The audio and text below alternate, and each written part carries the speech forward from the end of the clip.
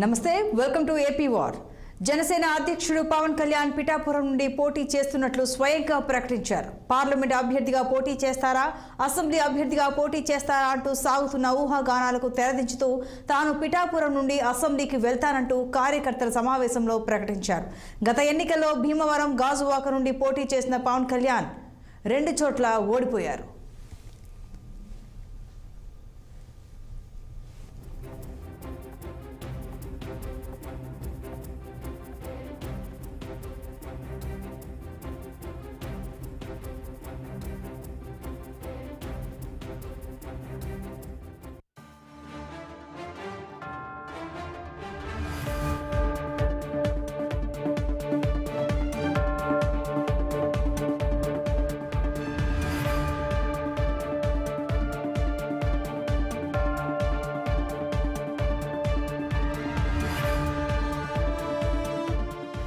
పిఠాపురంలో పవన్ పోటీపై 2 సార్లు సర్వే చేయించారు. 2009లో పీఆర్పీ గెలవడం, పవన్ కు ఇమేజ్ పెరగడం కలిసొస్తాయని జనసేన భావించింది.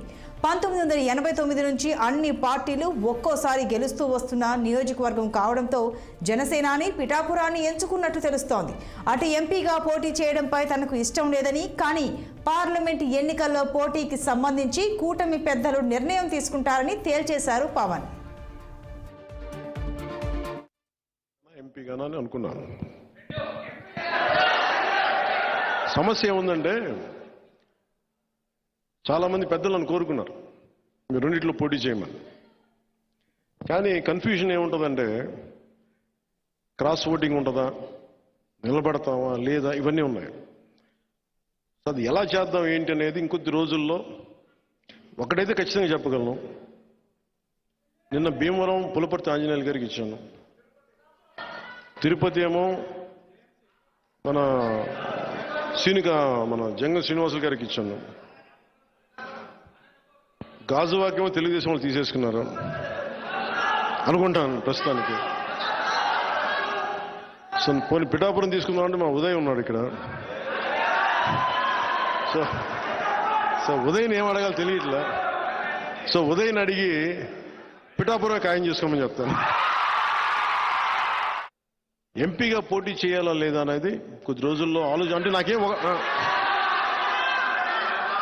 అదే ఇవన్నీ ఎస్లు ఉన్నాయి, నోలు ఉన్నాయి. అది ఎట్లాగనేది నాకైతే మనసులో ఎమ్మెల్యే ఉంది.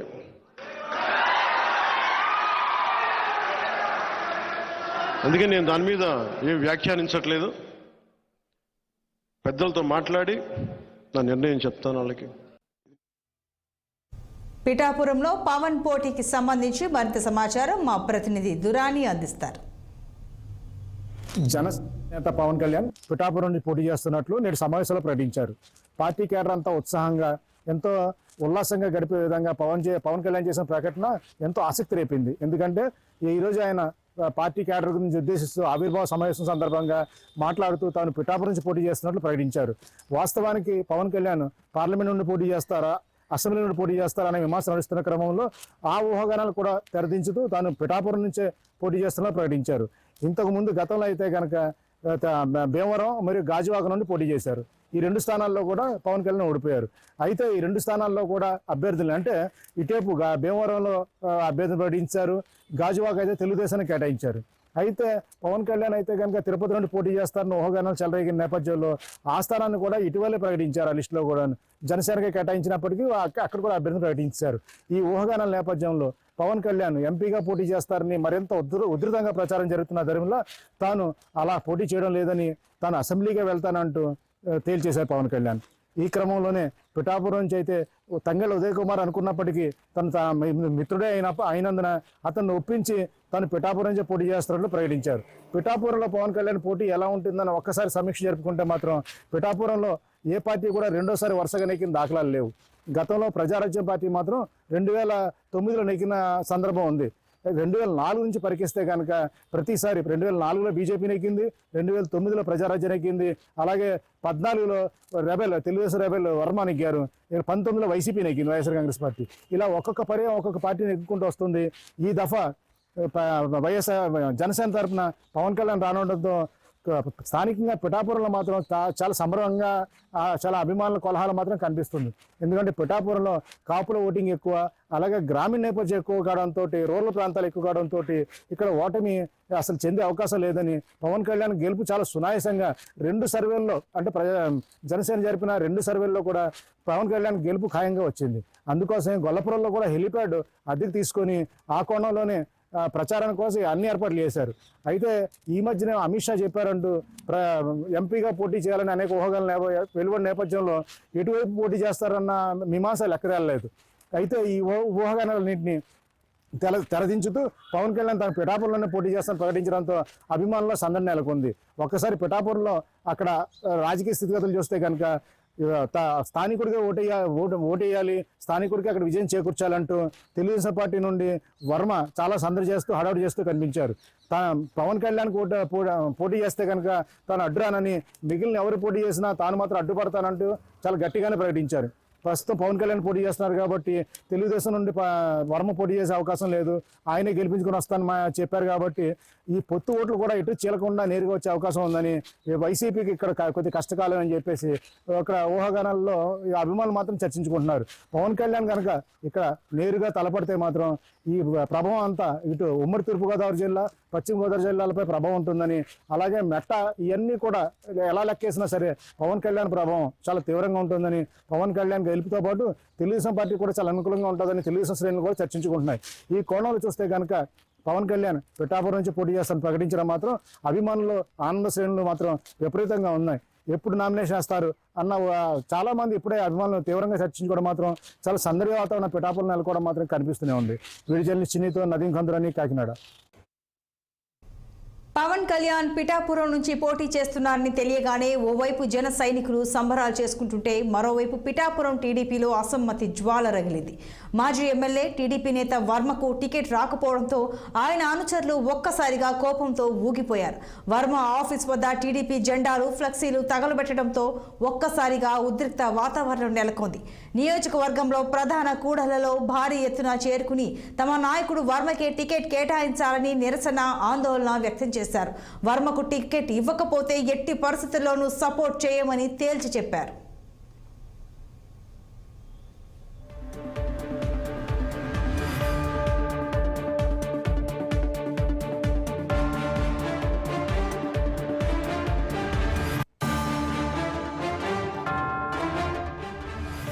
పరిస్థితి చేజారిపోతున్న తరుణంలో కార్యకర్తలు సంయమనం పాటించాలని మాజీ ఎమ్మెల్యే వర్మ పిలుపునిచ్చారు. తన టికెట్ విషయంలో పవన్ కు ఎలాంటి సంబంధం లేదన్నారు. ఎవరూ ఆవేశపడొద్దని, కార్యకర్తల అభిష్టం మేరకే నడుచుకుంటారని స్పష్టం చేశారు.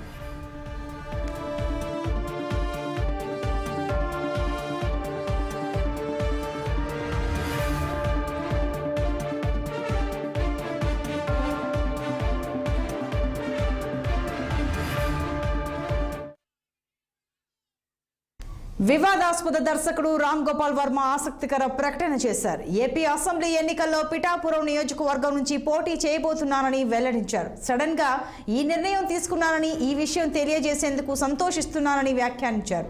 పిఠాపురం నుంచి పోటీ చేయబోతున్నట్టు జనసేన అధినేత పవన్ కళ్యాణ్ ప్రకటించిన కొద్దిసేపటికే ఆర్జీవీ ఎక్స్ వేదికగా ఈ విధంగా స్పందించారు. మరి ఆర్జీవీ నిజంగానే పవన్ కళ్యాణ్ పై పోటీ చేయబోతున్నారా, లేక వ్యంగ్యంగా అలా అన్నారా అనేది వేచి చూడాల్సి ఉంది.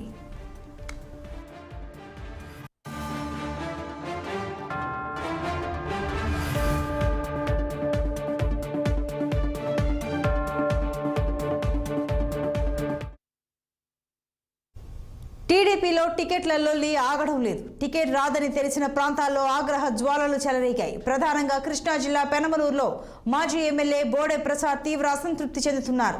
తనకు ఈసారి టికెట్ లేదని సమాచారం అందడంతో పెనమలూరు పార్టీ కార్యాలయం వద్ద బోడే ప్రసాద్ అనుచరులు ఆందోళనకు దిగారు. బోడే ప్రసాద్కే టికెట్ ఇవ్వాలంటూ ఒంటిపై పెట్రోల్ పోసుకుని నిప్పంటించుకునే ప్రయత్నం చేశారు. దీంతో తోటి టీడీపీ కార్యకర్తలు అడ్డుకోవడంతో ప్రమాదం తప్పింది. బోడే ప్రసాద్కు టికెట్ ఇవ్వని పక్షంలో మూకుమ్మడి రాజీనామాలు చేస్తామని ఆయన వర్గం నేతలు హెచ్చరించారు.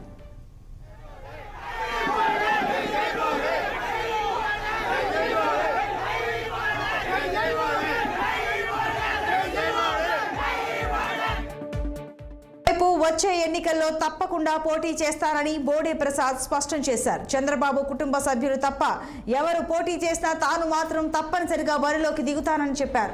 బయటి వాళ్ళు వస్తే చంద్రబాబుకు భక్తుడిగానే పోటీ చేస్తానని తెలిపారు. పార్టీ మారేది లేదని, కానీ టికెట్ కోసం పోరాటం చేస్తానన్నారు. పెనమలూరులో కోట్లు ఖర్చు చేసి టీడీపీని నిలబెట్టారని, కానీ టికెట్ జనసేనకు వెళ్లిందని వాపోయారు. సర్వేలన్నీ తనకి అనుకూలంగా ఉన్నాయని తొలుత చెప్పారని, కానీ ఇప్పుడు టికెట్ ఇవ్వలేదని బోడే ప్రసాద్ ఆవేదన వ్యక్తం చేశారు.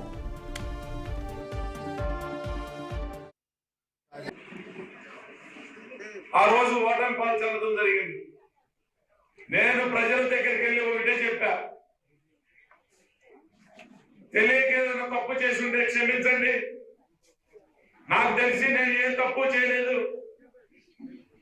ఈ 4.5 సంవత్సరాలు, ఈ 5 సంవత్సరాలు కూడా నేను ఓడిపోయానని ఇంట్లో కూర్చున్నా కానీ మీరు ఎవరైనా ఏ పనున్నా నిర్భయంగా నా దగ్గరకు వచ్చి పని చేయించుకోండి అని చెప్పాను.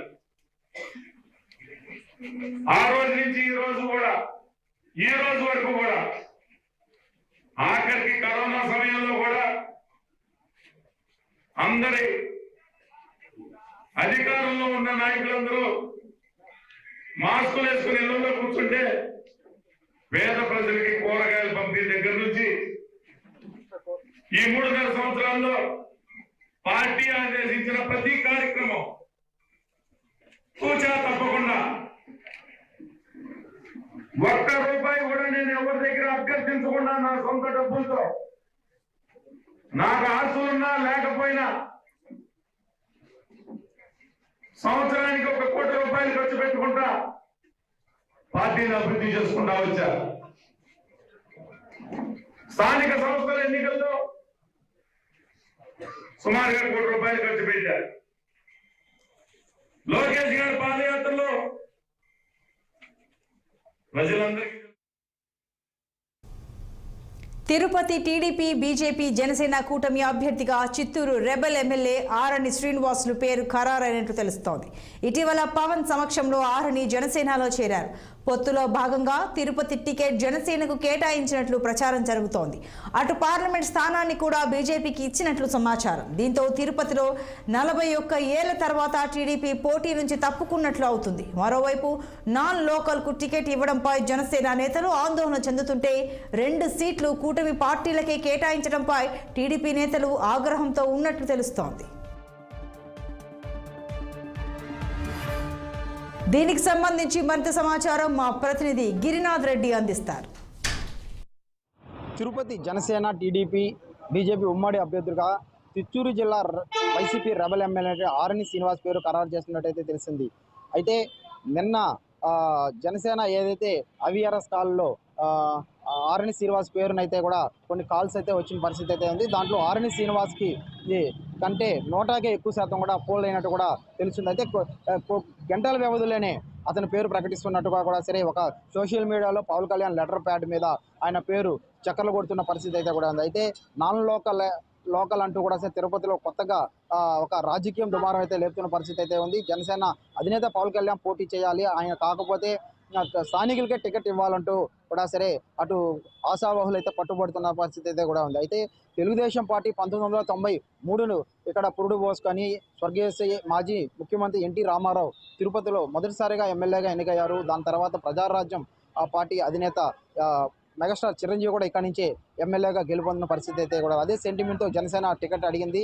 ఆ నేపథ్యంలోనే ఇటు ఎమ్మెల్యే సీటు జనసేనకి, అటు BJP seat MP seat BJP కూడా ఇస్తున్నట్టు అయితే స్పష్టంగా అయితే తెలుస్తున్న పరిస్థితి. అయితే 41 సంవత్సరాల తర్వాత అయితే టీడీపీకి గుర్తు లేకుండా కూడా సరే తిరుపతిలో పోటీ చేయాల్సిన పరిస్థితి అయితే వస్తుంది. ఎందుకంటే 2 పార్టీలకు సంబంధించి అటు ఎంపీ సీటు కానీ ఇటు ఎమ్మెల్యే సీట్లు కూడా సరే అటు మిత్రపక్షానికి ఇవ్వడం జరుగుతుంది. అయితే ఇట్లా తెలుగుదేశం పార్టీ క్యాడర్ అయితే ఒక రకంగా కూడా సరే గుబులు ఆందోళన వ్యక్తం చేస్తున్న పరిస్థితి అయితే కూడా, ఎందుకంటే ఇక్కడ బలమైన కంచుకోటగా కూడా సరే టీడీపీ అయితే ఉందని చెప్పుకోవచ్చు. అటు వైసీపీకి ప్రత్యామ్నాయంగా గట్టిగా పోటీనిచ్చే ఎమ్మెల్యే సుగుణమ్మ పోటీ చేస్తాను అవకాశం ఇస్తే నాకు జనసేనలో ఇస్తే మాత్రం ఖచ్చితంగా పోటీ చేస్తామంటూ కూడా సరే ఇప్పటికే అధిష్టానానికి సంకేతాలు పంపించిన పరిస్థితి అయితే కూడా ఉంది.